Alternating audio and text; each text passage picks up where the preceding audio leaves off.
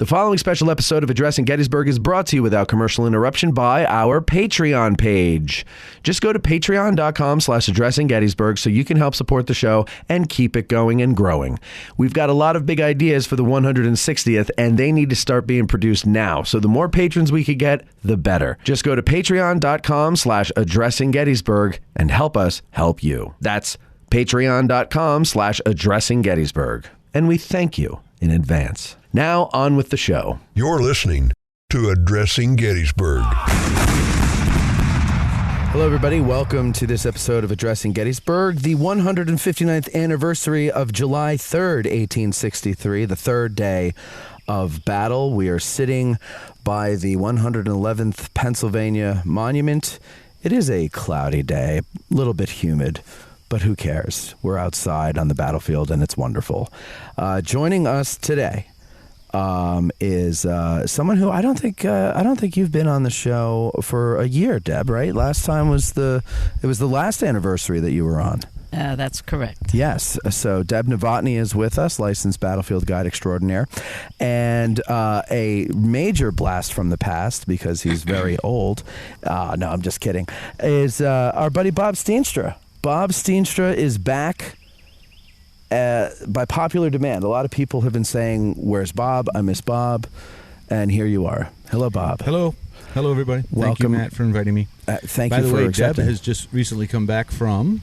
Tell them about your trip. Normandy beaches. Oh, how was that? Stonehenge. London. The Queen did not invite us to high tea. She did not. Oh. But I went to Windsor Castle, and she was there. Oh, that's cool. It was good. It was a bucket list thing, Matt. Good. So you got that off the bucket list. Mm-hmm. Deb, How was Normandy? It was a beach. It was a beach. You went to the cemetery, too. I did go How to was the the- cemetery. Did Over you like... 9,000. Compare the Dandaloo sculpture there to the three here. It is very... I could see his work, but he did that one in 1955. So that was about 10 years before he did the first one here at Gettysburg. But the same kind of flowing Michelangelo muscles things. He liked his muscles. That was 55, that's right, because 65 was the soldiers and sailors, just for listeners who might not know. Mm-hmm. And 71, I believe, was the Louisiana Monument, the one with St. Barbara, and then 72, I think, was the Mississippi. 73 73 was Mississippi? was Mississippi. Okay. Mm-hmm. Yeah, those are all interesting monuments. The feet on the Louisiana Monument are huge. And the hands. Yeah. Yeah, big bony fingers. That's the From style. afar, it doesn't look weird, but when you get up close, it's kind of strange. Anyway, we're talking about what happened on July 3rd, 1863. And the reason we're over on Culp's Hill this year, now, if you'll recall, a couple years ago, we were with Jim Hessler and Tim Smith and Jesse Weedleton, I believe, at Pickett's Charge. We were right by the copse of trees. This year, we decided let's go over to Culp's Hill. We might have done that last year, Eric. Did we do that last year? Where did we do July 3rd last year? No, I think we were in the studio. Oh, that's right, because it rained. Yeah, I've we been had here Charlie in the before. studio. That's right. I've been here before to this very spot. Yes. Whether that was with Charlie on Culp's Hill generally or the That was in anniversary general. July That was over by the 137th. If I'm not, yeah. That was 2020. Okay. So this year we decided we're going to do Culp's Hill because that's something that doesn't get talked about a lot when you're talking about July 3rd. Pickett's Charge overshadows it, but Pickett's Charge was like, the size of a hair in the timeline of things, and this was a big deal over here. All morning at first light, the fighting begins, and they end somewhere around noonish, if I'm not mistaken, and then Pickett's Charge happens. So we're gonna talk about Culp's Hill today, also Pickett's Charge, but we're starting here with Culp's Hill because that's how the day started. So, Deb, start us off. The day begins for the Union Army. Well, I guess it's pre-dawn. Yeah. Probably around 4 a.m. And General Henry Slocum wants his position back that was taken the night before. Right. So that would be what we call Lower Culp's Hill, or some people want to change that, to Spangler's Hill. Yes. Because Spangler owned it. Right.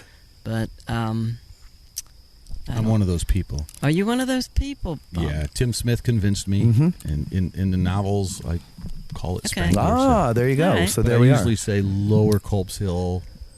Anyway. Yeah, but no, I think it should be Spangler's Hill too. So, it was strange fighting the night before, and they decided to call it quits around 10, and I guess it was dark by 8. But think about Culp's Hill being woods. Mm-hmm. So if sunset is around 7:40, it's going to be dark around Right. 8:10. Right. And there was a full moon on July 2nd, but you're in the woods. Right. Doesn't really help. So do you think friendly fire happened? I would imagine it did. It did. Yeah. It did. It did. Right behind us, the 1st Maryland, or if you want to call them 2nd Maryland, CSA, Stuart's brigade, was fired upon by the 1st North Carolina. And I guess it was the, what was Randolph McKim's, is he a staff? He's a staff officer, Ford Johnson. And he ordered the 1st North Carolina to fire on. I think McKim was a Marylander. Mm-hmm.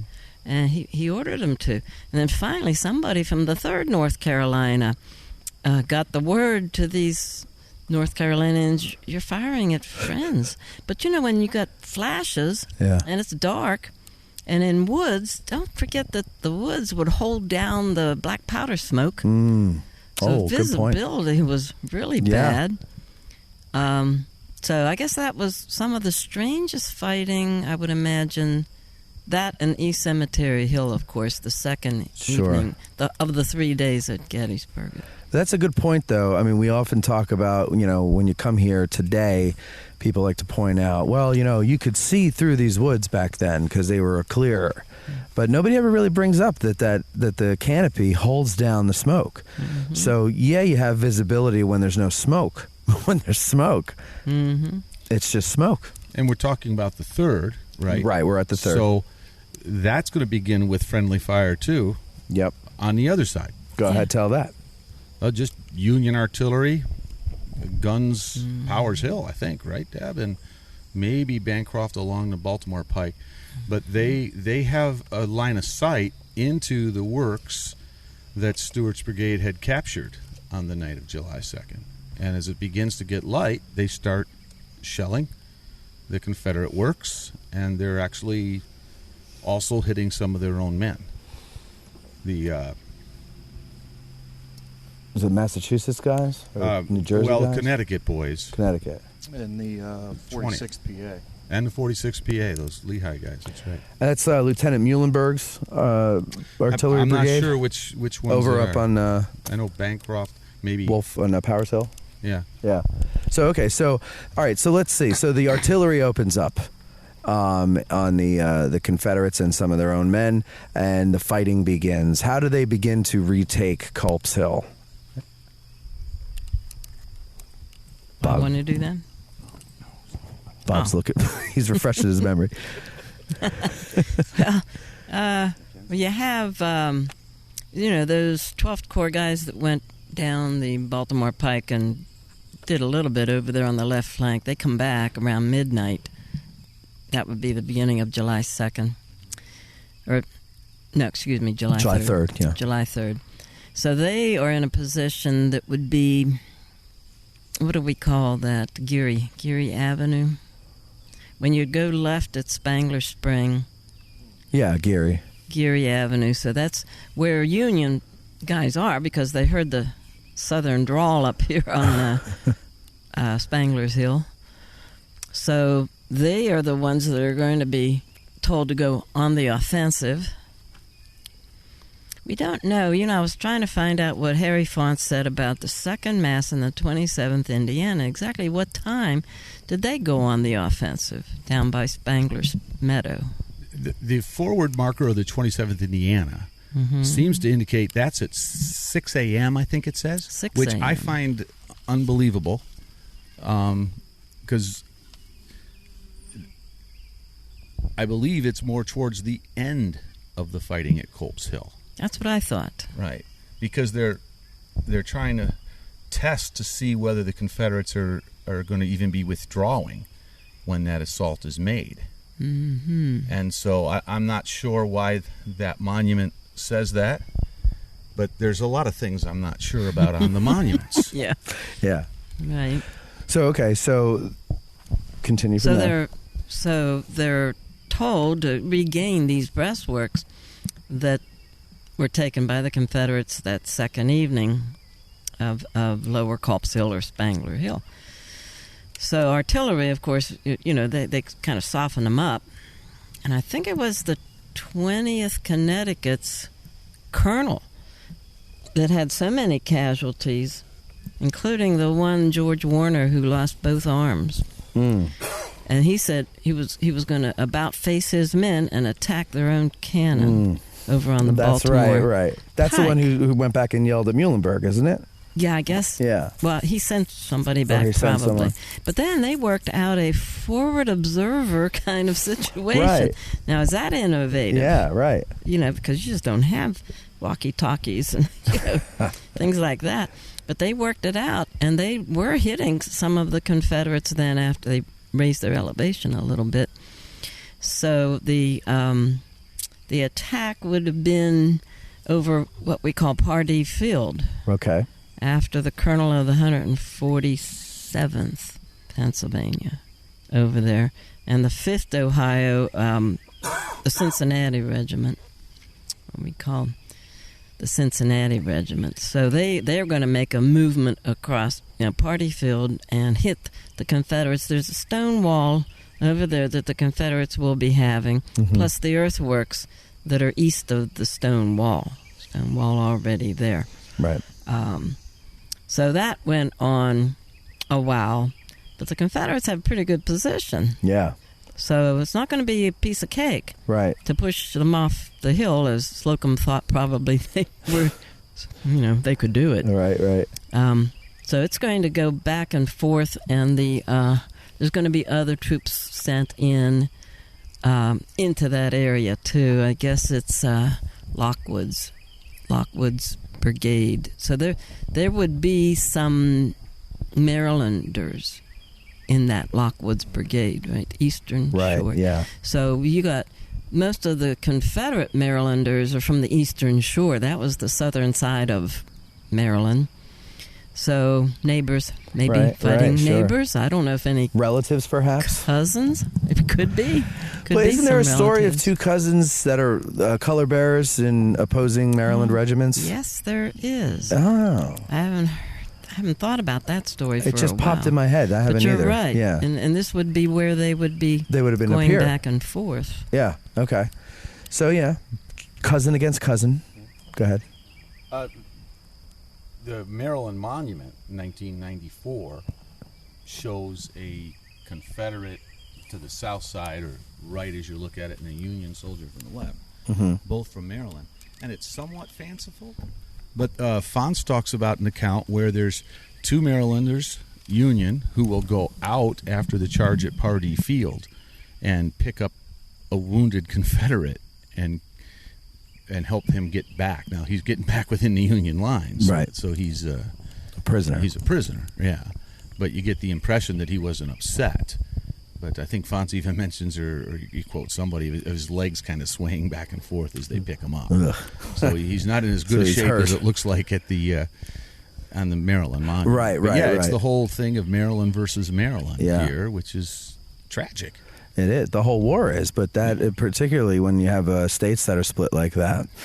Okay, so so the fighting for Pardee Field. How long does that go on for? Because is it a back and maybe forth? a half hour at most. I don't know though. Well, it's back and forth, and it probably pauses, and then I think it goes on. Probably a few hours. Okay. Pardee Field? Yeah, I bet it is. Before, the Confederates are told to pull out, pull east. Okay. And what causes that order for them to pull out? I think after 7 hours, because that's what the general. By 11, maybe it might be a little bit after 11. General Johnson said, "We can't take we can't keep this position Okay. because of the numbers going against them. And, of course, the Northerners on the offensive. When you think about the whole battle, Right. how many times is the Army of the Potomac on the offensive? Not many. There's some very rare things that Yeah. happened over in Yeah, this yeah. position. And what happens then? The 27th Indiana, the 2nd Massachusetts take the offensive, and they're bloodily repulsed. Yes, yes. The 1st They haven't- Minnesota, earlier that day, takes the offensive. Of course, The day before. Day before. I'm sorry, because we're Yeah. talking about the 3rd, right? Right. The day before. Takes the offensive, and they're bloodily repulsed. The 157th New York on day 1 somewhat takes an offensive, and they lose, 75% of their men or something like that. So it's like the Union is on the offensive in a defensive way, usually here. They're not, you know what I mean? They're not trying to take the Confederate Yeah, position. They're right. trying to get them out Regain of, what they regain lo- or stop what an they had assault lost. or something like that. Right. Kilpatrick, Well, that was just silly. after Pickett's charge, take the offensive Yeah. and be repulsed. It reminds, Not what's the it? reserves. Not the reserves. The reserves, they could Good for you. Good for you, Eric, who loves the Pennsylvania reserves. That's good. That's right. But in some cases, it's more like it's kind of a fog of war situation, isn't it? That will get the 27th Indiana and the 2nd Massachusetts. Again, I contend that's late on the morning of the 3rd, not like the marker says at 6 o'clock. But that was trying to feel out the Confederate position on the other side of Spangler's Meadow. In that area where the rocks are, if your listeners know the Cobble Rock in that area. Okay. That's kind of trying to feel out, are they beginning to withdraw? And Colonel Mudge basically knows that they're not. Right. And tries to push back a little bit, but it's the orders, and he obeys his orders. And I don't know, what did the 2nd Mass lose? Maybe 40%, something like that? About 50. 50? It's almost Okay. 50%. And Plus- Colonel Mudge himself. Plus Colonel. Yeah. And I think the 27th Indiana lost about a third of their men, too, in that short distance. Yeah, it's not a big distance. So it reminds me of a book in the 1990s. I shouldn't bring it up now because I can't remember the other author. But Attack and Die. You remember that one? Grady McWhinney, I think, and I can't remember the other guy. And I don't agree with... Have you read that one, Eric? No. I don't agree with the final thesis, but I do agree with most of the book, which is laying out a point of how the rifled musket has changed warfare so that the defense has a huge advantage.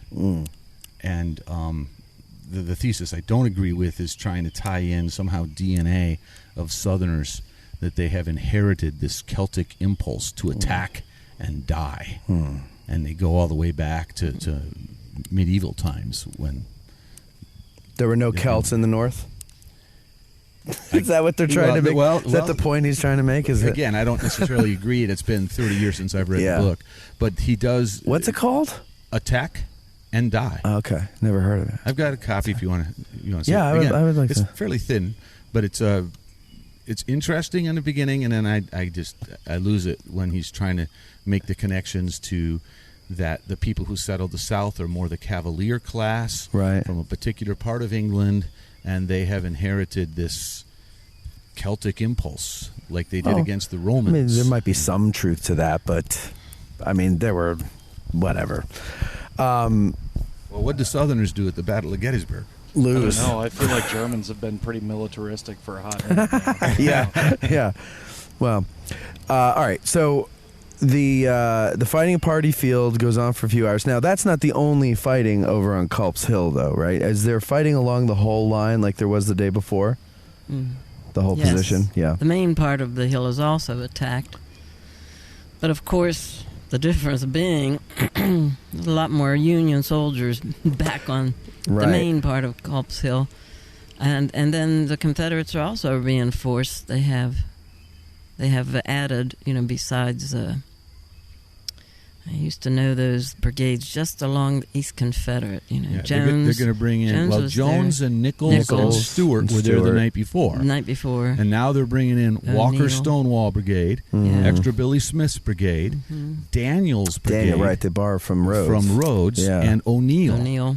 Yeah. from roads. So they what got do you have, 4 about more brigades than they 7? had the night before. You have 7 brigades now. Right. And they have reason to think maybe that they could take the hill. Well, I mean, you got to try. You got to try. But let's talk about what the Union had in the meantime. Let's talk about that. I was just going to ask you. Go ahead. What did the Union well, have? Deb mentioned before that the 12th Corps comes back. Right. Now, they come back the night before. Yeah. After midnight. Midnight-ish, yeah. And it's dark when they come back, but Right. how do they find out that they're Confederates in their trenches or Some in of them their were shooting at earthworks? Yeah, well, Yeah. but what's the story about the guy who yells out something about Lincoln, and then the whole woods open up? That's I think that's 109th PA. Okay. Kane's Brigade is the first one to come back onto the Spangler Farm round about midnight, at least out of Garry's division. And they initially try to come in basically cross-country from the Baltimore Pike, more or less through what is now that rest area down there by the Spangler Meadow, and up through Pardee Field. And they run into people where there are not supposed to be people. Right. Southern people. Yeah. Yes. And a lieutenant from the 109th PA, whose name escapes me now, is sent forward to find out who these people are and why they're in their spot. And he kind of creeps forward, and he gets within, I think they say, about 50 yards of the line. And he yells out 3 cheers for Abe Lincoln. And they say that the woods fairly erupted with fire. And that's how they knew these were not friendly people. Yeah. So Or they they were Democrats. They could have been. they end up going all the way back out to the Baltimore Pike, up to the Spangler Farm, and then in on the Spangler Farm lane. And they Okay. took casualties, too. Yeah. Oh yeah. Okay, so that was the night before. So, but So the you've night got Union before, troops up here now. At the beginning, they outnumbered the Union forces here. Yeah. Because of Slocum's Corps, there was only George Sears Green's brigade, which is, 1378 or something like that. Yeah. Yes. And, of course, they're going to get help from Wadsworth's division and from Howard's men. That's the night before. But they reinforced with 4 brigades, as Deb was saying. So I think they've got a realistic expectation of being able to take this. What The they Confederates don't know, reinforced. What they don't know is the 12th Corps is here. Right. And the 6th Corps Brigade of Shaler is here. Uh-huh. And, okay, so as we're looking north from our perch right here, the road kind of follows the contours of the breastwork, but just on the other side of the road, Geary Avenue, there's a depression, a ravine, and that's what I sometimes call the hockey bench, Okay. where there will be Union reinforcements able to be away from the fight, but not far away, close to the Baltimore Pike to get reinforced, or resupplied. But then when whatever units they were on the front lines on the breastwork are getting tired or needing more ammunition, they can just cycle like a fresh hockey line. Mm-hmm. And this is one of the huge advantages on the morning of July 3rd that the Union has. They're defending, which attack and die is always an advantage. Right. They have this significant breastwork. By the way, good choice for where to be, guys. I love that view. Yeah, you could see the breastwork. Of the breastwork and how it zigzags up the hill. Mm-hmm. That's what we were thinking. If you guys Do are what I wondering, all right, we'll give Eric or Matt credit for Eric. that. Okay. Of course, we are sitting right by the 111th Monument, Pennsylvania, and we're looking kind of north towards the 109th and General Geary, Right. across the street. So if you It's a straight line from where I'm sitting. Yeah, you can look right through the 2 can't you? But it's just a great view of the breastwork and the greater summit of Culp's Hill, or the actual Culp's Hill, however you want to call it. But also the point you pointed out, the hockey bench, though, it's this nice depression in the ground, and it's a great place to stage the men and move them where you need to move them, and that's what they did, right? And it's close to the Baltimore Pike. Right. So the North has every advantage. They've got a good supply route.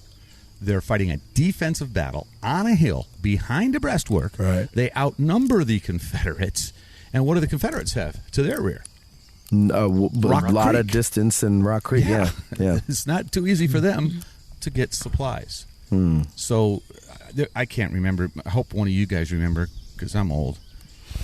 Deb, I'm old. I'm older than you. I know. I started to say I'm old, and then I was going to say, but Deb's older than me. And then I thought, that would be rude. Leave that for her to say. Is really sharp. My brain is not so sharp anymore. But some Union officer, I hope this is true, Tim Smith will probably call a lie to it. Just get it out, Bob. Some Union officer said something like, the amazing thing is, talking about the July 3rd attack, which I think went on for, I don't know, close to 7 hours or something. The July 3rd attack.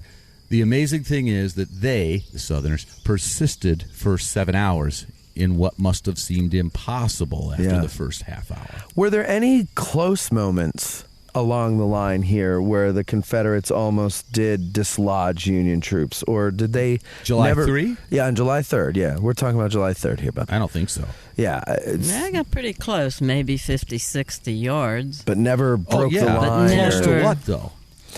Close to... Close to the breastworks over close here to on the Culp Hill. Right, but never. But I'm saying close to piercing the line, or Well, the well. advanced position of the 1st Maryland is right behind us. Yeah. Right? Right. So they apparently, if that monument's right, placed by the Southerners, they got almost to the main summit of Culp's Hill right, almost on their attack. on the second. No, on the 3rd. Oh, on the 3rd, second, okay.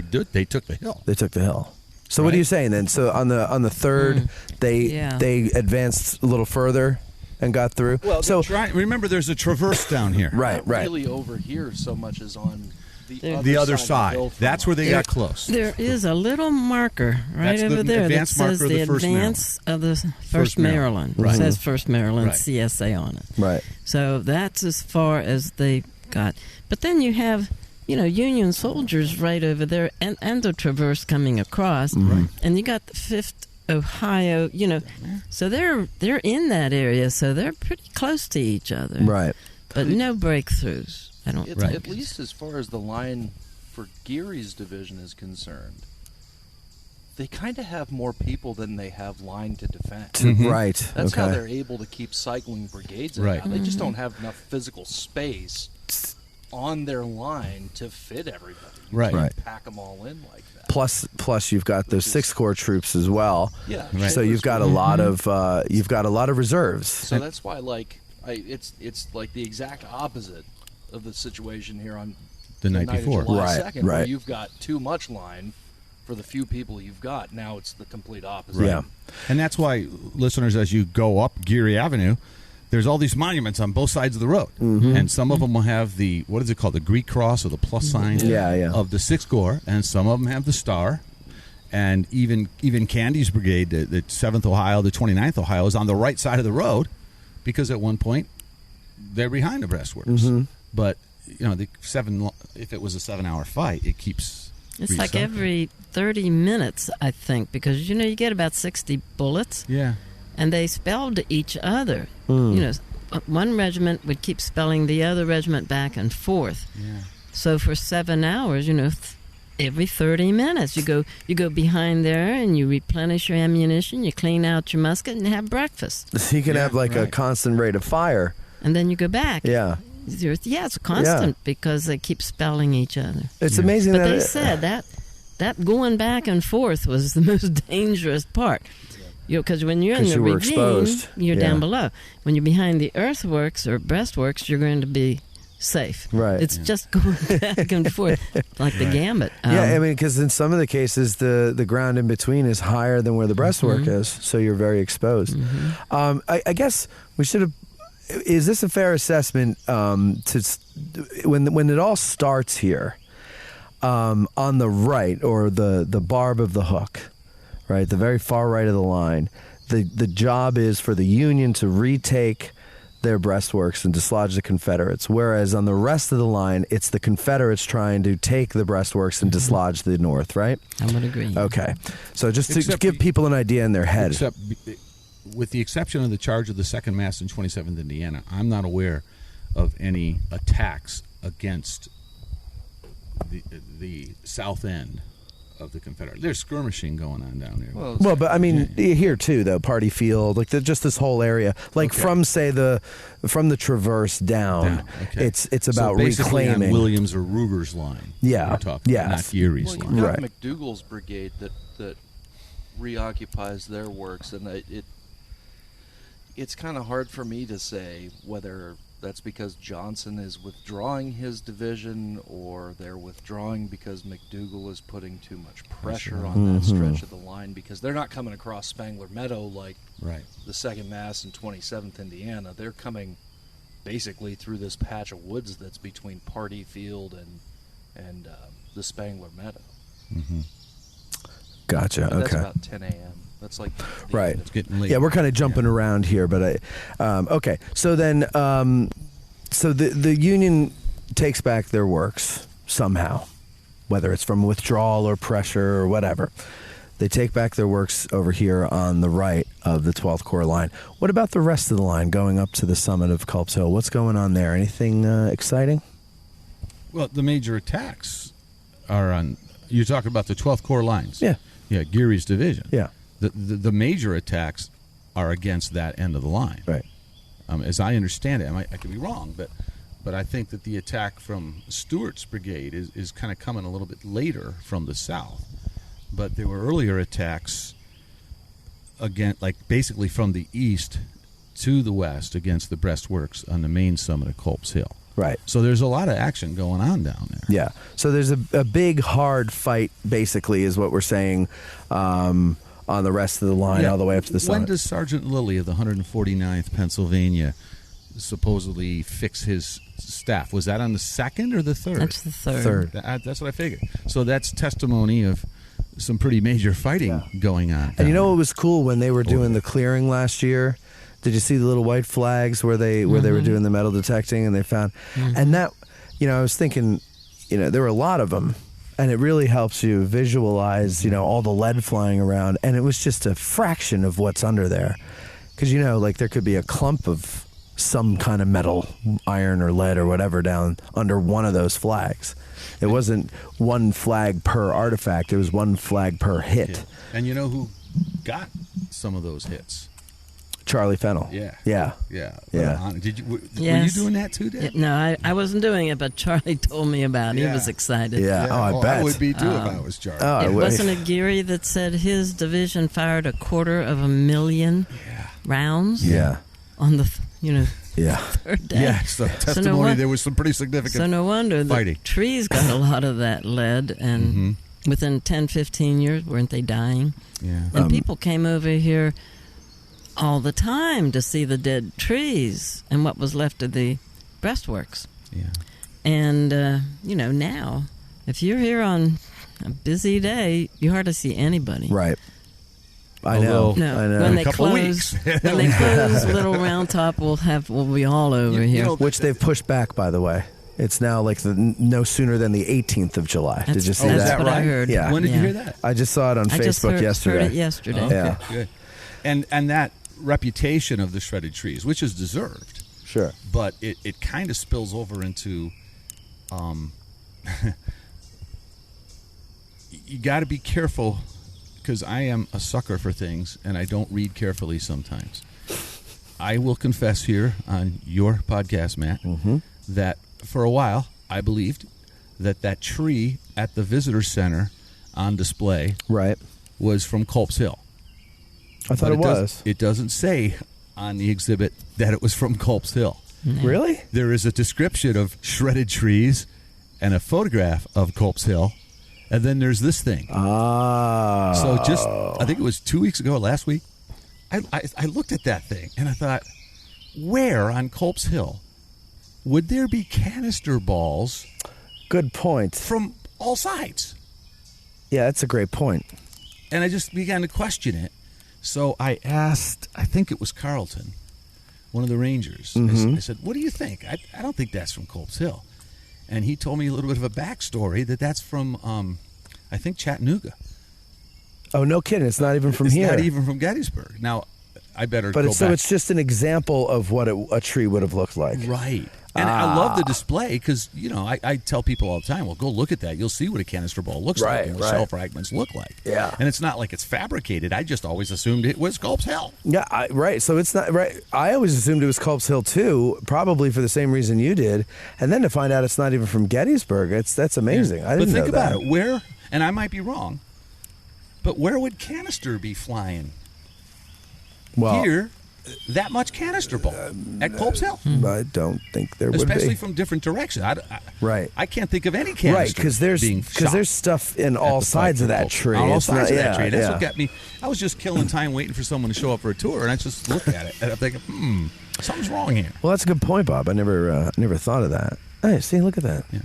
Hey, How many years have you been looking at that until it finally dawned on you the other day? It hasn't been there, but I don't know. Maybe 10 years, 10 years, something like that, yeah. All right, well, so let's zoom out a little bit from Culp's Hill here, because there's a whole bunch of stuff going on, and that is the commanding generals and their plans or ideas of what their plans are going to be for the day. So I'll do, here, Bob, tell us what Lee's plan is on the morning of July 3rd. He's considering, and probably wants to execute, a resumption of yesterday. Right. Longstreet attack from the right, Ewell attack from the left. And he's actually, I believe he's personally with Longstreet discussing this, and tell me if I'm wrong. And Longstreet is pushing back when they hear the artillery open fire on this fight. And that changes things. I mean, it does change because it things. forces Lee's hand, because now the Union is attacking before he's... Well, it's just artillery.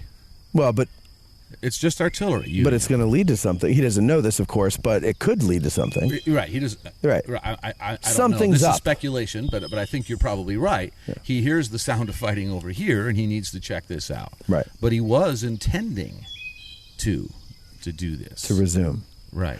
And how about Meade, Deb? What's Meade thinking in the morning?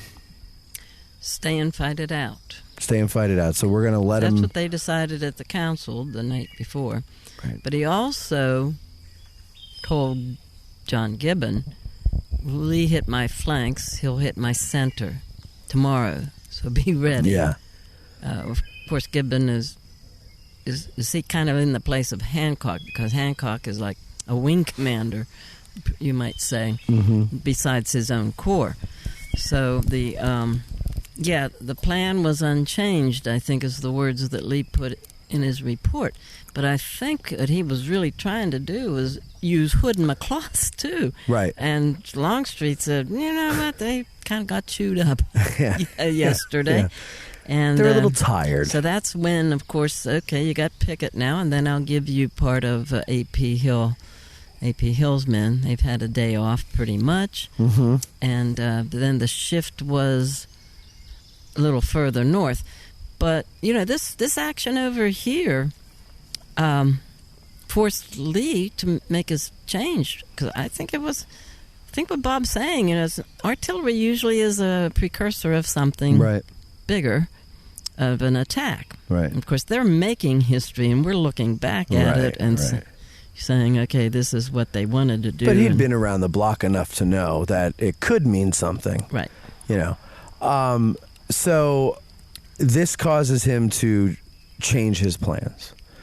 And about what time does he decide that he's going to, or about what time does he issue the orders for Longstreet to initiate what's going to be known as Pickett's charge?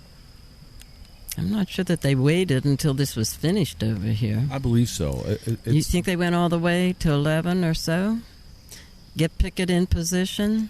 I don't know, and I hope one of your listeners or Eric or one of you guys can help refresh a memory here. But I remember reading somewhere that the last attack at Culp's Hill, this theory anyway, that the timing of the last attack at Culp's Hill was meant to be somehow in concert with this Pickett's charge, this attack at the center. But obviously they weren't. Yeah. But it might lead more towards sending more soldiers here. I never heard delete that. this whole part. That sounds to me like something that would have been on a tour that had some kind of audio tape and not a lot of research behind it. Because that's not one I've heard before. Yeah. Are you sure you're not confusing with the Stuart's cavalry trying to come in? That's clear, and we should bring that up too. Well, what is Stuart doing? So Stuart's here now, and he's up in force. So He's supposed to guard the Confederate flank, Ewell's left flank. Yeah. The old electric map, they always said, well, infantry hit the center in the front, cavalry into the rear. Uh-huh. I don't think we have enough evidence. Stuart's not around after the war, obviously. And, what I think, it's just, I guess, that the infantry would break through the front, Lee thought. And then the Northern soldiers would run. I mean, where can they run? Taneytown Road or the Baltimore Pike? And maybe Stuart can come in and hack them all to death with their sabers from horseback, kind of like a coup d'etat. Yeah. Right at the end. Coup de grace. Coup de grace. I didn't take French. I took Latin. I took neither. So anyway, I never went with the electric map unless I was 13 years old when I first saw it. But it made sense as a kid when I first heard it, too. It does. But then when you really think about it, it doesn't make any sense. Because then Stuart will once again be separated. What if it goes wrong for Stuart? And now he's behind Union lines. He gets swallowed up. So I never really as a kid that made sense, but as I gotten older and I've been around more, it doesn't make any sense to me. The territory back there isn't conducive to cavalry. Confederates wouldn't know about that territory well. I don't think we have anything written about this conversation between Stuart and Lee. Right.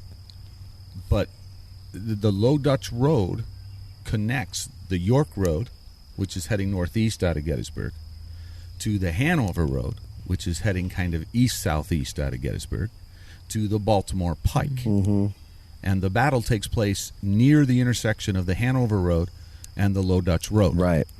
The cavalry battle. The cavalry battle. East Cavalry Correct. Field you're talking about. So speculation, because I don't think we have anything written about this, but it would make sense to me that Stuart is trying to get in the rear and cause havoc, like Deb mentioned. There's only two places the Union can retreat if Pickett's charge is successful. And they've cut off the 1st Corps and the 11th Corps, and maybe part of Hancock's Corps, from the Taneytown Road. So, what's left of Sickles, Sedgwick, Sykes, the other Union Corps could maybe still use the Taneytown Road to head south. But where is the 12th Corps going to go? Where's the 11th Corps going to go? Where's part of Hancock going to go in the 1st Corps? It has to be the Baltimore Pike. Right. And what would have happened had Stuart been successful and caused panic in the rear to cut off that retreat route? I mean, is it possible that a big part of the Union Army, the Potomac, is trapped? Now, I'm not saying the whole army, but a big part is trapped. A good chunk of it, yeah. So that's speculation, though. Yeah, I mean... But I got to believe it has something to do with the Low Dutch Road. Well, it certainly does. But if it... Okay, so if it was just to guard Ewell's left, does he need his whole command with him? And does he need to go on the offense? Right, and that's the other thing. Yeah, and so... Because if it's just guarding flanks, who's guarding the right? Well, really, Yeah. Infantry. do you have to ride around the Army of the Potomac on the way up here? I mean, I'm just saying, he's kind of got a history of doing things that he doesn't have to do. Yeah, that's Right. a good point. Without really getting authorization necessarily to do them. But the assumption would be, though, that Lee's not too happy with him, and he's probably going to not take the initiative like he might have otherwise.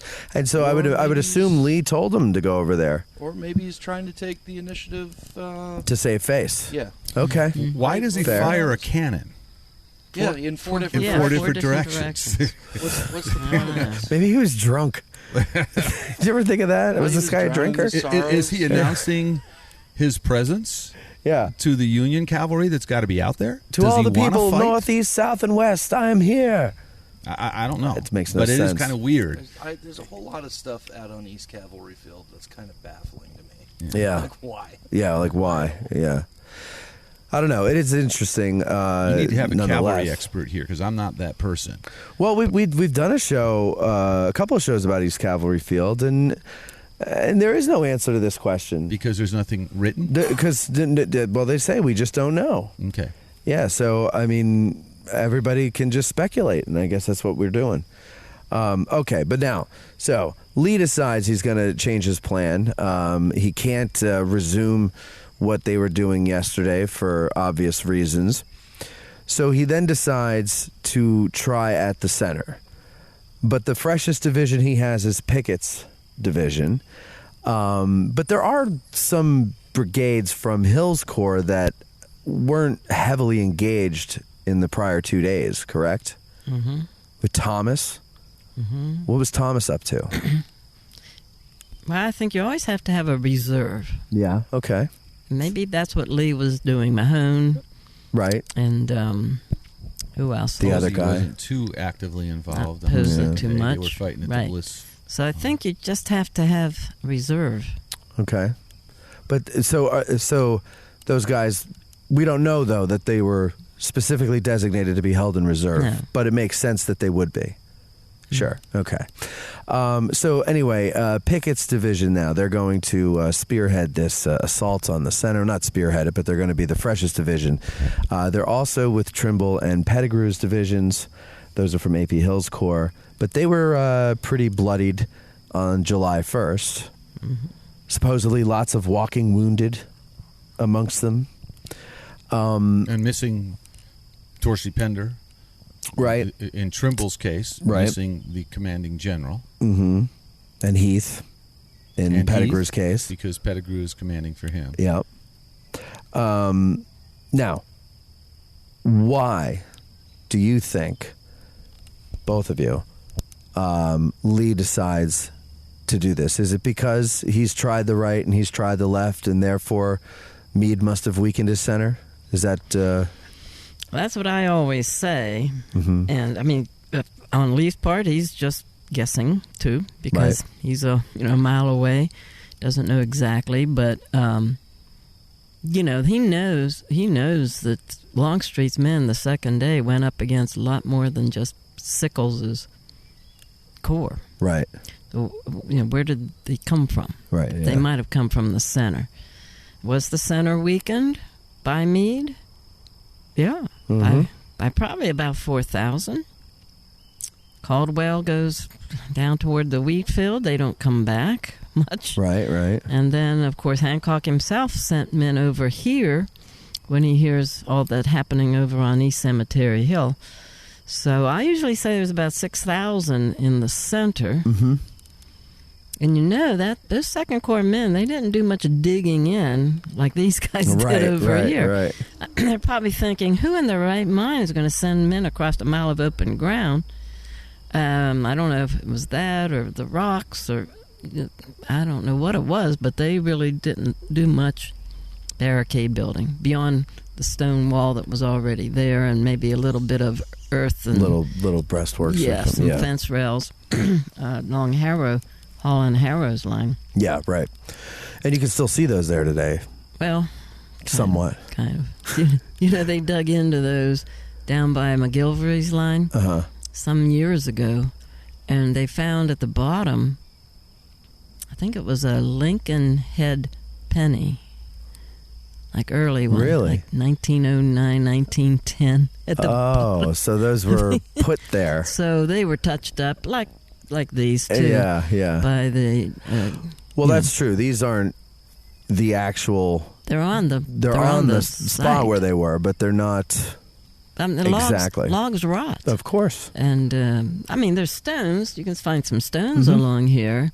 But I think that little hump we see from Spangler Spring all the way over the summit down along where the Iron Brigade guys were. Right.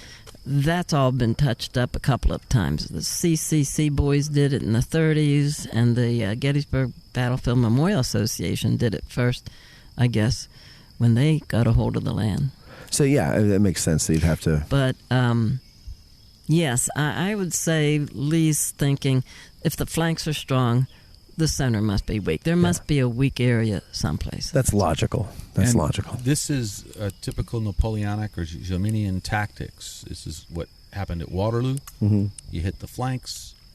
If you haven't succeeded, it's because the enemy has taken strength from his center to reinforce the flanks, and so you hit him there.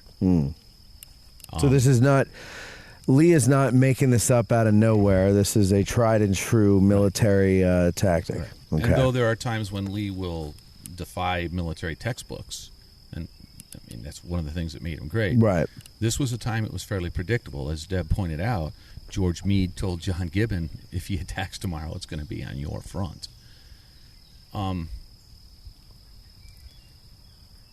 I get a glimpse into why Lee does this already on July 1st when Longstreet is advising him to leave Gettysburg now and take a defensive position in Maryland, something that was not practicable either.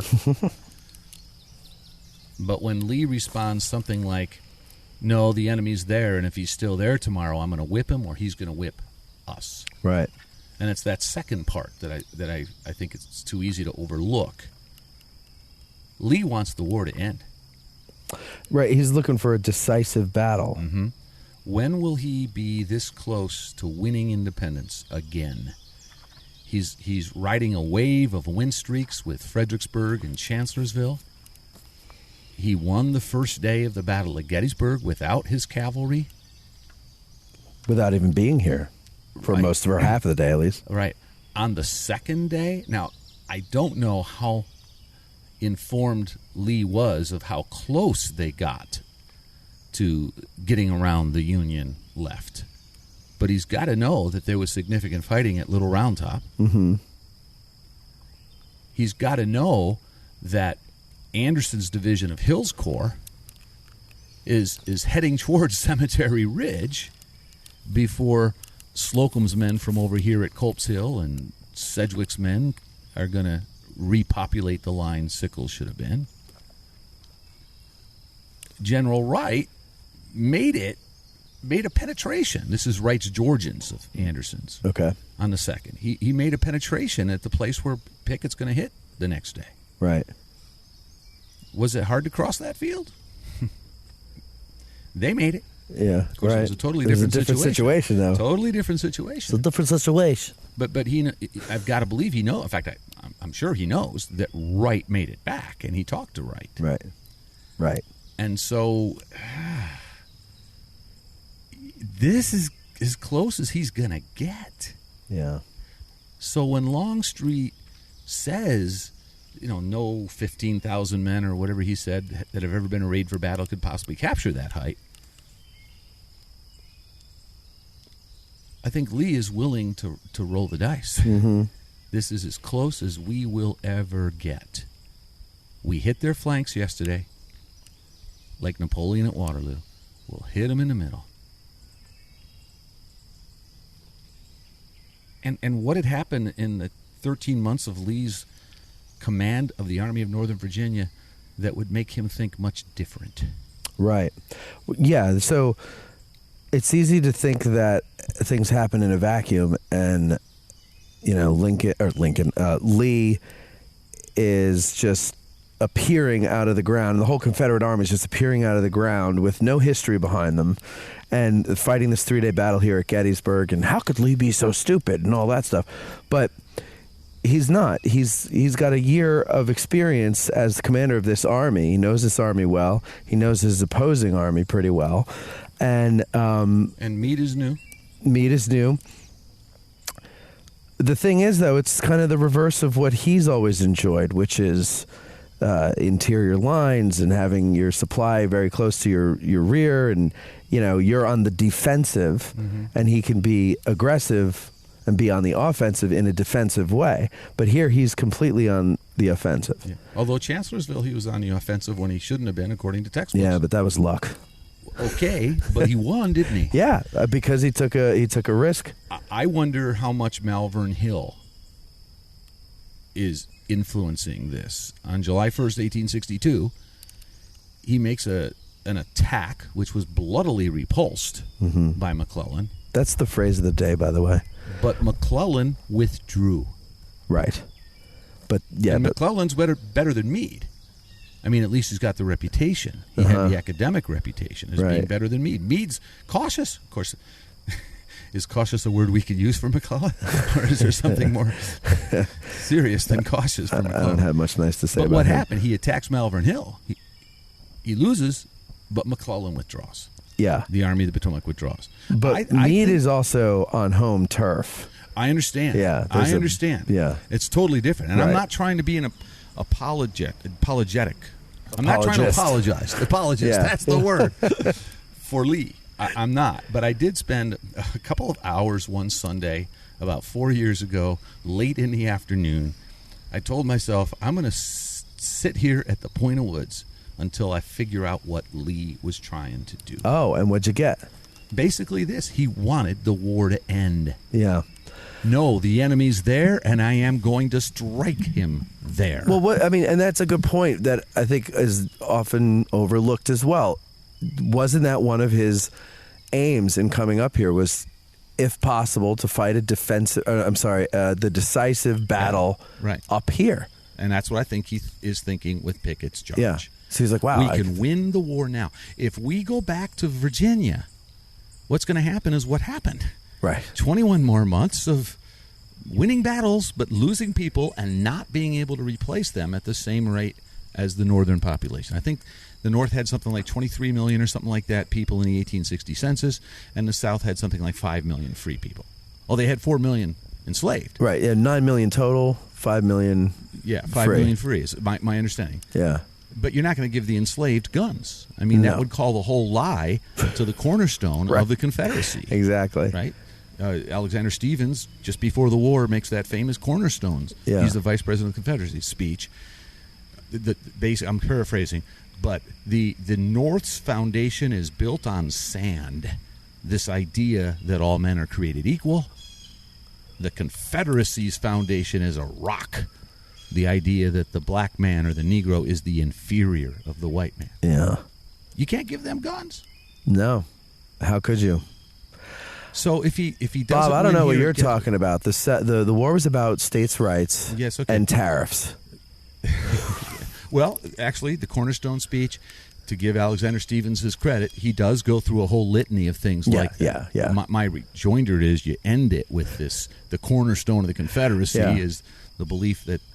And a lot of the other grievances they had might have been legit. It's just when you throw that whole owning people in there, I can't get with you. Yeah.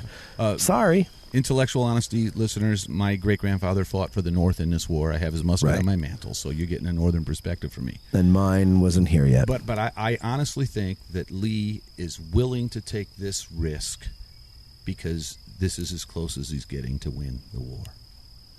He's in a more desperate situation, too. I mean, as long as the will of the Northern people stay behind the war, he's in a more desperate situation. Yeah, but I mean, but one of the reasons he comes up here is what? What are the reasons he comes up here in the first place? Well, one of them is to do just that. Yeah. Win a decisive battle in northern soil. But the more immediate need is... Take the initiative away from the South. I mean, take the war away from the South. Yes. Take the initiative so that the North is reacting to him instead of him reacting to the North's attacks. And win the victory in northern soil to influence the politics. I'm trying to get you to say food... and they're equipment. Also coming up here to get food. Because that's the thing. Shopping they want to go shopping. Shooting. Shopping and shooting. I like shooting. it. We don't have sales tax on clothes up here. Shopping comes first. Yeah. But, Lee was 32 years in the U.S. Army. He understands the 3 M's. The men, the money, and the materials. The North has it. And he probably can count the months the Confederacy can last if they don't end the war now. So I think that's exactly it. I mean, why not stay in Virginia and do what they were doing, just wear down the will of the Northerners, let them be on the offensive. He can't do that. No. They're gonna outlive us. They're going to starve if they stay down there and do that. Lee's thinking, I got to end it. I mean, let's go back to Chancellorsville. Why is Longstreet gone? What's he doing? They're not on vacation at Myrtle Beach, right? They're looking for supplies. Are they not? Food and other fun things. So he's in a bad situation, and he's got to do something. He's in a desperate situation. So so you take all that into consideration, and then Pickett's charge doesn't seem so absurd. One more thing, the Western Theater. Now, he is not apprised of the minute-to-minute updates of what's happening at Vicksburg, but he knows Vicksburg's under siege. Yeah. And so you're going to have to balance a tragedy, strategic disaster, splitting the South in two when Grant captures Vicksburg, with a stunning victory in Pennsylvania. Right. It was a gamble all around, as far as... It's about a gamble. That's right. All right, so the cannonade. How many guns are involved in the cannonade? So this is to soften the Union defenses. Was 150? That's the number I use, but I've read different things for the Southern. The most recent scholarship is go from ahead. our fellow guides, Wayne Motts and Jim Hessler, and they really studied it. And I was in the guide library when they were talking about that very thing, and I think they were right. It's 160. 160 total. 160 for the Confederates. For the Confederates. So it's, what is it for the North? I guess 80 to 100. Okay. So I usually say 100, and that's Stuart's Pickett's charge. So over 200 guns going off total. Do you buy the claims that they could hear it in Philadelphia? They could hear it in Pittsburgh, according to the Pittsburgh Post-Gazette in 1963. But those people are Steeler fans, Deb. You can't trust them. Well, I was living out there at the time. And Of the war? No, I was living there in 1963. Deb, you are old. Matt, come on now. I'm sorry. I said 1963. Okay. And that year, my dad would not bring me out here in July, but he brought me in August. He said it's going to be too crowded for the centennial. Makes sense. So I went up to a park ranger. I have no idea who it was. And I said, what is the story about being heard in Pittsburgh? Do you really believe that? Is that possible? And he talked about sound traveling and jumping over the mountains and acoustic shadow. He was telling me all these kind of things. And then he said, go to Stackpole's book. And I asked Prof. Fiddler, too. He was a battlefield guide. And it's in Stackpole's book that it could be heard in... It could be heard in Pittsburgh, but it was not heard in Chambersburg, which is, 25 miles west. Yeah. But it could be heard 180 miles west. And that's the acoustical shadow. Yeah. Because of that business there. And it was the timing. Or was it a distant thunder, But it was between 1 and 3. Right, okay. I see what you're saying. There's a newspaper account of it being heard in Williamsport, PA, too. Up north Williamsport. Williamsport. I know Carlisle could hear it. Yeah. That's like, 35 180 miles away, Williamsport? No, it's not quite that far, but it's a solid 2.5 hour drive. Yeah, it's a drive. It was the loudest thing, this is supposedly the loudest thing on a North American continent until they tested the bomb out in New Mexico. I believe that. The thing is, I drove out to Pittsburgh last fall, and I've never been out there, but I was astonished at how mountainous it is on the way out. There's mountains everywhere. It's like, none of those things blocked the sound from getting all that way. I mean, those are some big mountains. I mean, not to the Midwest or to Westerners. All those accounts. I used to, and I'm gullible. I mean, I used to believe Bayard Wilkerson amputated his own leg with his pocket knife, too. Yeah, these are great Thank you, stories, Tim and Tim has to ruin them. yeah. Tim's ruined all my good guide stories. All the great ones. But I'm not sure I buy that. I buy Harrisburg, 40 miles away. I could believe that. Maybe Philadelphia. You know why I could believe Harrisburg? Because the mountains lead to it. Right. And so they could push the sound that way, deflect or reflect the sound that way. But who knows? Yeah, Who knows? I don't know. It had to be loud. I mean, Oh, I'm sure it was loud. yeah. There's an article in Battles and Leaders. It's an 1862 battle, and I can't remember what it is, but it's about this acoustic shadow. 2 Union officers, I guess, were discussing it, and they could see the smoke rising, but they could not Hear it? They could not hear anything. They knew it was happening. Yeah, We're getting rain on. we are. Where'd that come from? I don't know. It's a little shower. So yeah, and I think I read at Chancellorsville when Jackson was attacking the right. The rest of the line couldn't hear it because of it. They said it because of an acoustic well, you got shadow. the wilderness woods and all that too down here. But okay, so Can absorb it. So the cannonade goes off. That goes on for about an hour or so, something like Anywhere that. between 30 minutes and almost 2 hours. Yeah, that's a big. It's a big gap. That's a big gap. Yeah, but okay. What do you say, Deb, on a tour when people I say it started at 1:07 according to Michael Jacobs, Right. because he recorded that according to his watch. Yep, he's the keeping professor in records. town on Middle Street, and then I think it started stopping when Meade gave the orders, probably at 2:45. But then it starts up again because Hancock orders his 5 batteries to keep. What are you stopping for? You got to support my infantry. But doesn't that use up the long-range ammunition of his Right. batteries? Where Right. is there breakthroughs? Rority's, the Cowan's, Brown's area, By Browns, yeah. and then Cushing. Yeah, Why are they able to break through right there? because the Because guns they are don't low. have that long-range ammunition to Anymore. stop them before they get to the Emmitsburg Road. They've got canister. Canister, right. That's it. How long does that last? Right. Yeah, because by the time you have to use that, you don't have a lot of time. You know, I like Hancock, but him doing that, he's It didn't help. no, it did not. Well, so when it ends, casualties are taken on both sides from it. Not many for the Union. Not many for the Union. Some artillery guys get it, but I think it's about 500 for the Confederates.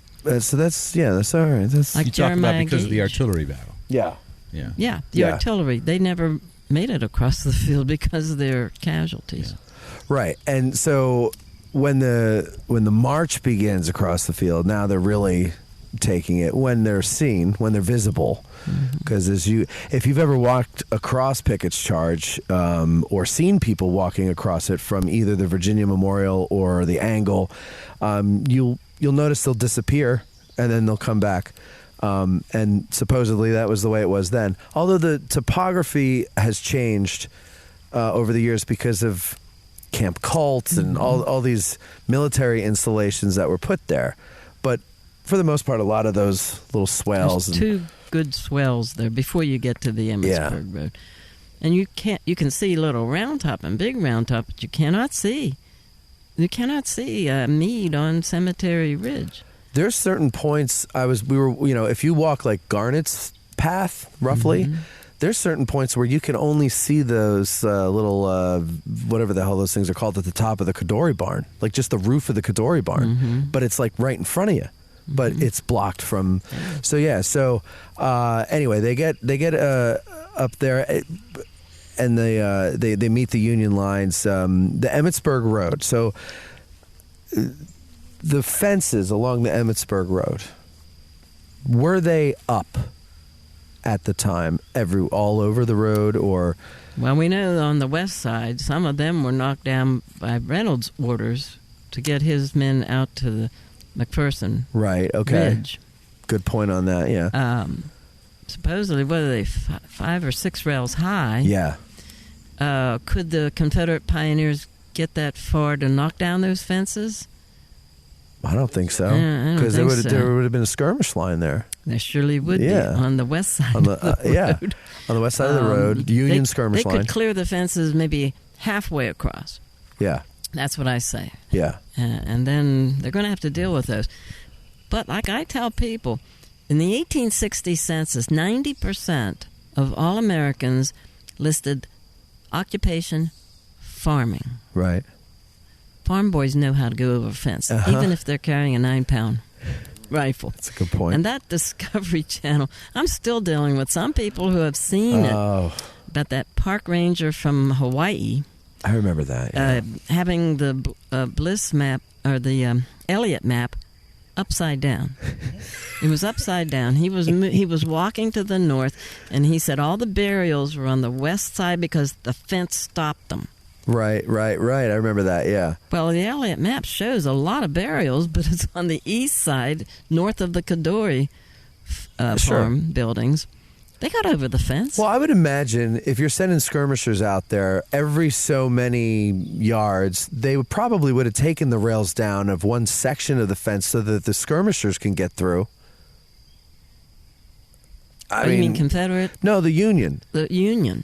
Or are they climbing over fences the whole time? In that whole Bliss Farm fight, they must have been able to, like, the Delaware boys, the 12th New Jersey, they must have climbed over those fences the whole time. Right, because you're making yourself a target by climbing. And there's at least that one guy who went out on a horse. I was just going to say, that guy ran out there.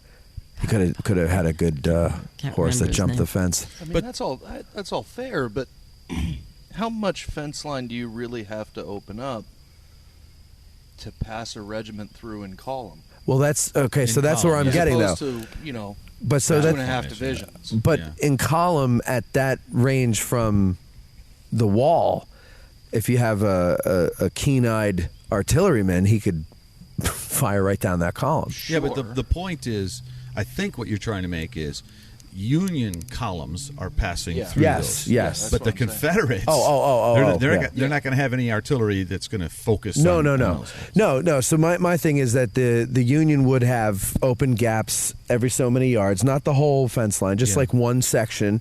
They would have taken out the rails so that a column could get through to go out to the Bliss Farm or the skirmish line or whatever. And Confederates would have funneled through that as they're coming through. They would have climbed the fence. They wanted to get clear of that fence as fast as possible, I'm sure. I mean, if you think about it, right, so we always say that the Union Army is fighting a defensive battle here. Right. Well, part of your defense is the terrain. It is in your best interest as a defender to put as many obstacles in between you and the enemy as you possibly can. So why on earth would you knock down that fence? Intentionally go out and remove a whole bunch of that fence that you know is going to be an impediment to any kind of attacker. Exactly. Right. Like Deb said, on the first, they knocked fence rails out down by the Kadori farm for a bunch of the First Corps to funnel through. But I mean, to get a column through. Maybe three sections at most. I was going to say three. And I think the Kadori farm is a key point there because they're going on July 1st from the Kadori up to the McMillan farm, right? Yeah. And when we stand at the angle giving a tour or tourists are sitting there, you're looking north of the Kadori farm, and Pickett's division is coming up at an angle. Sure. If you go on Google Earth and you do the measurement thing, it is 300 yards from the 69th Pennsylvania Monument, the obelisk there right by the clump of trees. Straight line to the Emmitsburg Road. Mm-hmm. And the reason I point that out is that's kind of the effective range of a Civil War rifled musket. Right. More or less, yeah. Okay, so if the fences a little bit south of that had been removed to get Reynolds' men up to the McMillan farm, I think there is still some obstacle there. Oh yeah, absolutely. Oh sure. And that's the point I'm getting at. Is you might open up a couple of small gaps here. Yeah, I never thought about that point. But that's overall, a good point here. It's still an obstacle for an attack that's essentially 2.5 divisions wide. Mm-hmm. Because you might have like little spots where, this squad of dudes had a really easy time of it because the Yankees were nice and tore the fence down. but everybody to our left and right's got to go over the top. Right. Right. Yeah, the whole three divisions are not funneling through like 7 gaps in the fence. No. Right. No. So they get across, they get to the road, and now, as Bob pointed out, they're within musket range. And as you go further north towards the Bryan farm, the distance between the road and the line shortens, so they're definitely within effective range of the muskets. Is this where we believe that most of the casualties were taken, was right around the road? Because you talk about the Elliott map, the burials are to the east of the road when you hold it the right side up. I can remember going on a battle walk with Scott Hartwig years ago when he was just a park ranger. He wasn't... He was just a young pup.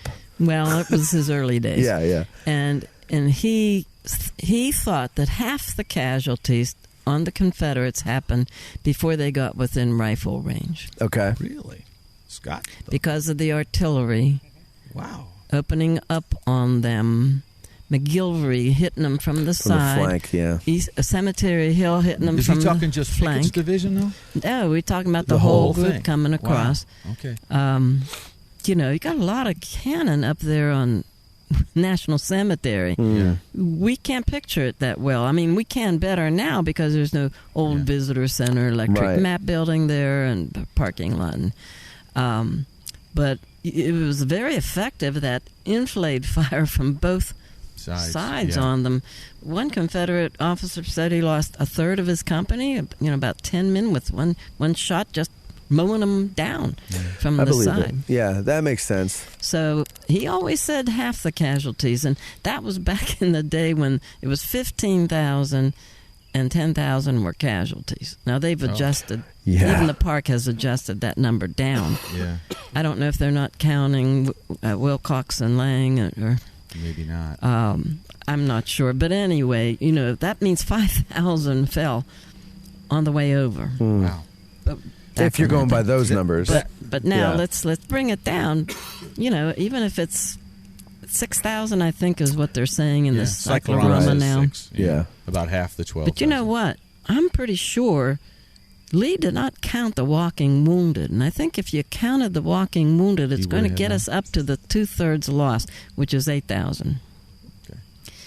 The walking wounded that were already wounded, or the walking... No, the walking wounded after from the Pickett's charge? Longstreet's They can assault. still Yeah, report okay. for duty. Right. They Gotcha. can still carry a rifle. Yeah. That's why Lee didn't want them counted, because they can still Yeah. fight. They're only slightly wounded. So That artillery, Scott really was, and he said it was like 11 shots per minute or something like that, yeah. during the Yeah, he cannonade. used to clap his hand every He did couple that. of seconds That's to show right. you how it was like. That Uh-huh. is, I think, I don't want to act like an expert here, but I think that is not typical for Civil War battles to have that high of a percentage of casualties coming from artillery. Northern doctors are It's usually keeping 10% or 9% artillery, something like that, yeah. 1% edged weapons, Mm-hmm. and then all the rest, 90% The mini infantry. balls. mini Yeah, ball. muskets. So that's quite a testimony to the power of the artillery in this one battle then. And Yeah. again, the Well, mistake Lee made. The power of the artillery, but also the opportunity that they had. I mean, that's 3/4 of a mile that they're crossing. Mm-hmm.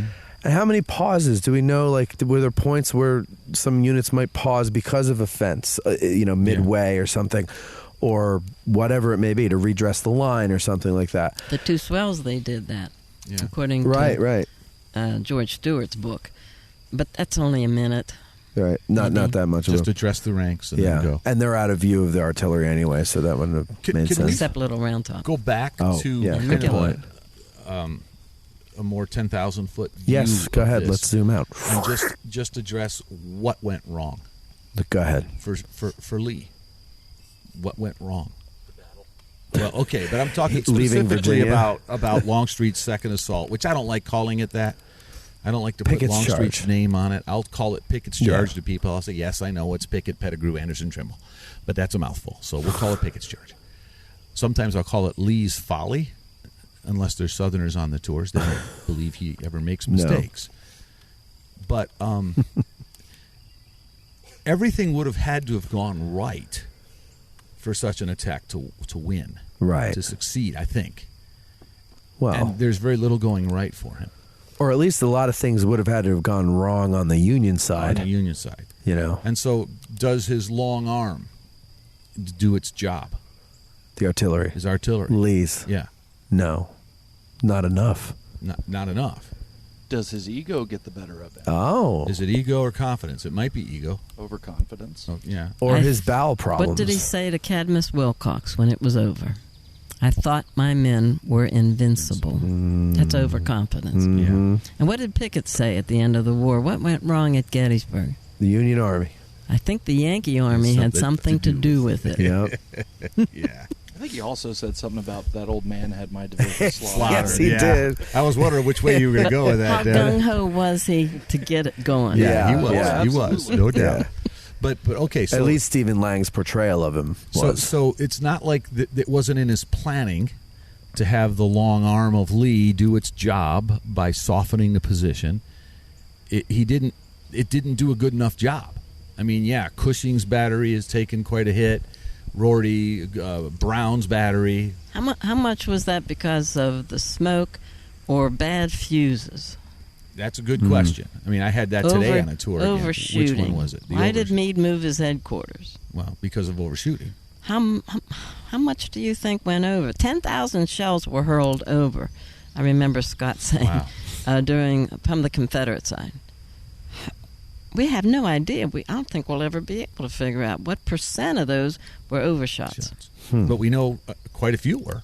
Oh yeah. Didn't Hunt, Henry Hunt, the artillery reserve commander, didn't he say something like it was a humbug? I mean, you're trying to hit Muzzle a flashes. target that's shaped like a hair held between your hands, Yeah. right? It's wide. That's great. You're left and right. You can, you've got room to play with. But your elevation needs to be spot on. Right. Yeah. Otherwise, you're going to undershoot and hit absolutely nothing, or you're going to overshoot and hit Horses. something that's not your target, or Right. absolutely nothing. Right. But then there are That's those. an incredibly difficult target to try to neutralize. Right. So in this 10,000-foot view, I'm kind of positing that everything had to go right for this to have a chance of success. Right. And the opening moves, it didn't go right. No. No, and I've always thought that Lee just kind of assumed that, yeah, okay, this is my plan, so it's going to go right. Period. Yeah. Like it's never not gone right for me before. Why would it not go right for me now? And Okay. if not, then he just had to be thinking, well, what else am I going to do? So let's hope it works. I don't really think he's a hoper. Just throwing scat at the wall and see what Yeah, I mean, like we were saying before, he's in a desperate situation. This is the only thing he's got left. I don't know. So what about flank support? That's not going right either. No, nothing's going right. Brockenbrow's brigade Gives of up. Virginians at the north end of Pettigrew, they don't make it all the way across. They just kind of evaporate. Yeah, Yeah, well, I think the 8th Ohio might have had a little bit to do with it. Sure. yeah. And the artillery on And that flank West Cemetery Hill. Exactly. Absolutely. They're getting enfiladed They're getting from there. it. And let's not forget, I mean, it's only 4 guns, but Rittenhouse's Rittenhouse, battery, yeah. what used to be Hazlett's battery on Little Round Top. Yep. Well, Rittenhouse says he can only actually ever engage the assault with 2 guns. Okay. His right section. Okay. And about halfway across, he could only engage with 1 gun. Oh, okay. Because he couldn't get a second gun into a position to be able to actually fire. Okay, but it was enfilade fire. And a lot of that is McGilvery's influence. Yes. I was gonna say But then they're McGilvery- going to come a little bit later. McGilvery's artillery. During the not during the cannonade. I'm talking about during The the actual infantry. Yeah. the assault. Okay. Right. McGilvery he's firing into Garnett's flank at a couple points there. Kemper's And Kemper on the right. more, yeah. So you're talking about on the Yeah. battlefield, just to make sure I got it right and your listeners, that line kind of near the Pennsylvania monument of all those cannons, right? Yeah. And they're going to be kind of quiet until they're hitting the Emmitsburg Road, and then they could hit them from the side, right? Because Pickett's coming at an angle from the southwest to the northeast, and oh my God. Kemper actually passes the Cadore buildings on the south side of them. On the south side of them. And then makes that 45-degree Oblique or swing whatever. toward a clump of trees or the angle. Yeah. So that's when McGilvery's going to slaughter them. Okay. And also, Kemper goes down Mm-hmm. in that time. And so what else is there to protect Pickett's right, or should have been there? Wilcox. Wilcox and the Floridians. Posey. Or is that Perry? No, it's Perry or Perry, Lang. yeah. And they advance a little bit too late. Right, and then we were just talking about this with Charlie. Berdan's sharpshooters help the Vermont boys. So Charlie was saying that the Vermont brigade goes in and flanks Kemper, and Berdan's men are facing west. So for those of you listening at home, Vermont is basically facing north for a bit to take care of Kemper, and Berdan's guys are facing west-ish, and they're kind of dealing with Wilcox a bit until Vermont can turn around and then go and deal with Wilcox, right? Okay. So both Pickett's division is being hit from the side by the Vermonters, right, and then a little bit later, Wilcox and Perry or Lang are getting hit, by some of the Vermonters, but also Berdan's men. But again, just a 10,000-foot view, nothing's going right. Right. Both flanks are not protected. Right. And both flanks are taking it. Taking it big time. Yeah. This is why the 11th Mississippi suffers such high casualties. Yeah. The 8th Ohio's pouring it into them from the north, and the 111th New York, we got to get them in there since this is addressing Gettysburg, and that's your logo. Sure, that's our logo, yeah. And the 12th, New Jersey. I'm from New Jersey. Probably some of the Delaware guys are shooting into them, too. I've been to Delaware. But yeah, no, it's a mess. Everything's going wrong. Fish in a barrel. Yeah. At one point. So, Lee's been somewhat lucky before. Yeah. I think on the first day of this battle, the way the men are coming in. But he didn't have any luck on July 3rd, 1863. Between about 1:07 in the afternoon till about 4. Until Kilpatrick kills cavalry. Right. Charge. Right. So then Pickett's charge ends, and usually that's when the battle ends in popular storytelling. But there's a little bit more that goes on. Nothing major, but Kilpatrick you bring up down on the south end of the field. What was that all about? Silence. No one knows. Thanks, Judson. Should have Andy Custer Donahue here for that. There are better folks than this. Well, but in general, was there a real purpose to it, or was he just kind of flexing? Like, what was the deal with that? Who ordered it? Who ordered it? That's what I'm asking. Was it Pleasanton? Was it? Or was it Kilpatrick? Or was it Kilpatrick. Meade? No. Really? I don't think Meade did. I don't think Meade. I doubt it. I've always thought Kilpatrick. Wasn't but I don't it know. Pleasanton that said to Meade, you can be a hero in like an hour? Go after him, slaughter him, finish it up. That's what he said in his testimony to the Committee on the Conduct of the War. I don't know that he had quite the stones to be able to do that to his face. On the field. I've always understood that was Kilpatrick. And On his own? Yeah, I've also always kind of understood that it was Kilpatrick trying to not feel completely left out. Yeah. Exploring. He doesn't really know where Custer is. He doesn't understand that Custer's been fighting out at East Cavalry Field. Right. All he knows is that so far his division really hasn't done a whole lot. So, these guys are back on their heels. Let's throw some stuff at them real quick. Let's probe. Let's go run in that's weird the way I've always positions. And I think Kilpatrick certainly takes ownership of it, given how he responds to Farnsworth. Yeah. When Farnsworth pushes back, all right? Yeah. So Oh, yeah. I think Kilpatrick. So he really probably. wants it. He wants this glory. Yeah, and there's some reason to think, well, maybe we contest the Confederate right, but are you really going to do that in that terrain? Does Meade even know that it happened until well after the fact? I don't know. Because Meade's on Little Round Top around, 5:30, having that little council war down by the 155th PA Memorial. Mm-hmm. And he orders the reserves forward. But that's after Farnsworth, Right. right? Mm-hmm. Does he know that that's gone on? I don't know. Because he wants a reconnaissance. Yeah, right. Why would you do that? If Why would you do that if you know that one of your cavalry brigades just got tore up? Good point. Did you all notice the way Eric worked in the Pennsylvania He got him. He Reserves? got him. He got him. I love it, Eric. Hey, it's the only time he pipes up. You can tie the reserves to almost every action here at Gettysburg in one way or another. First Eric? day. I Did they just capture had a flag? I had a vision Capture- What? Yeah. sitting here. Say something in your mic, or pretend you're saying something in your mic. Yeah, right there.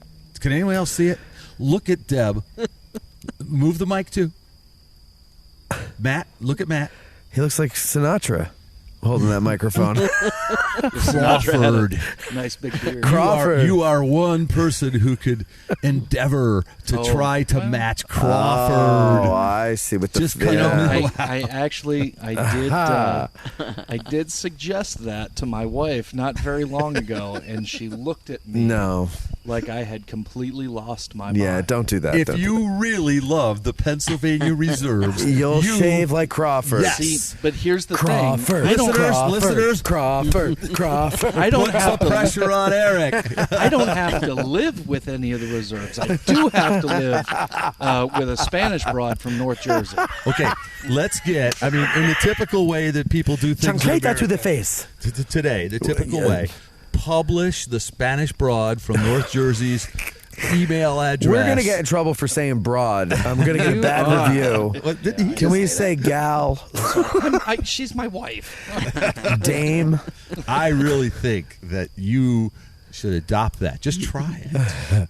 I think you should too. Just long enough so we could make it a fundraiser for addressing Gettysburg. There you go. All right. So So many fundraiser people- for me, for God's Well, sake. I'll split it with you. We'll go 50-50, Eric. $20,000, Eric will do it. I'd consider it. $40,000, so you could take 20 home. I mean, that's not a realistic number. I would Sure it is. consider doing it. Listen to me. I guarantee you there's somebody out there with deep, deep pockets who's been waiting to spend money on us. Waiting. So there you go. 40 grand. Eric will shave his beard into the Crawford And fashion. I'll get to see my chin for the first time in 4 years. I'm afraid of that. There's nothing more frightening than when someone shaves their facial hair. I don't know how many there are under there anymore. Exactly. When someone shaves their facial hair, it's so frightening to see them for the first time and to see what their lips and chin really look like. Like, I'd have chicken lips.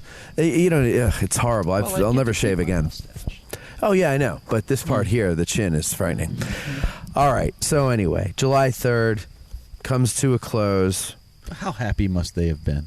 To have been done, The Union. the Union, They beat Robert E. Lee. and they they don't yelled really know it's Fredericksburg. over yet. They don't know it's over yet. That's true. They're. Isn't it true they're taunting the Confederates? They are. Fredericksburg, And throwing there's their some hats in the air. Many battle flags And captured. and as dragged. Meade rides down, there's a wave of huzzas. Yep. Think about it. Come on, let them be happy for once. No, it was a good day for them, I'm sure. Once it was over, they had to have recognized what a big win that was. Yeah, that's true.